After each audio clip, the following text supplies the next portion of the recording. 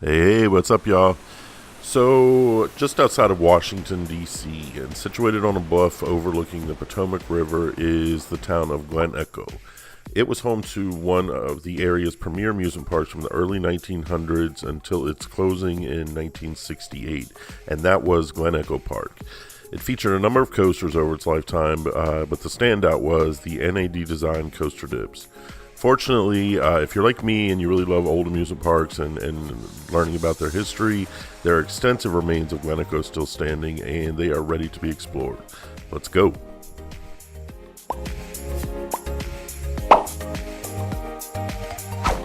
So, if you travel west from DC along MacArthur Boulevard, you'll come upon a surprising find, and that is the Art Deco remnants of Glen Echo Park. Like I said before, the park closed in 1968, but in a somewhat surprising turn of events, it was eventually taken over by the National Park Service, and the entire area was dedicated to the arts and community events. So what that means is many of the standing structures still remain today, including the Cuddle-Up building, the remains of the Crystal Pool, which once could accommodate 3,000 people, an arcade, a candy stand, and of course the Dentzel carousel, which continues to operate in the spring and summer. Going back in time, though, stood the coaster dips.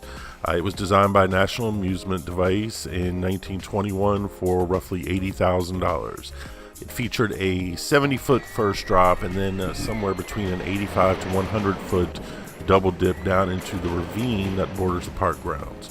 According to many sources, the coaster had a fearsome reputation.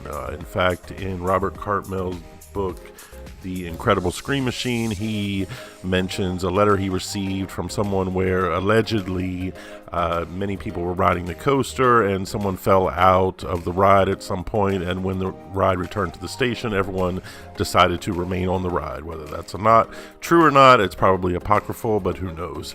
The ride did have an unusual layout. It featured a long ride from the station to the lift, a somewhat short first drop, and then, of course, the double dip into the ravine, a flat turn on the other side, then another dip back into the ravine, and then a fairly standard up and down layout after that.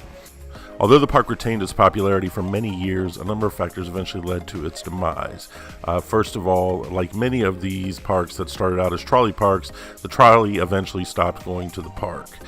Just with the rise of the automobile, people started going farther outside of DC on the weekends, and as I said, it closed in 1968. Originally, the plans were to turn it into an apartment complex, but through a series of events, it was bought by the National Park Service, and then the carousel was saved and reopened in 1980, and today it is home to 13 resident artists, and it features activities around the year such as puppet shows, ballroom dancing, and other cultural events. So it's a cool place to visit. When you go there, a sort of quiet peace pervades the entire grounds, and it evokes a wistful nostalgia for days gone by. Some of the buildings are still functional. I know the neon lights work. Unfortunately, I didn't get any footage of it at night, but the arcade is there. There are puppet shows and so forth, so it's an interesting place. There are a lot of families walking around with their kids.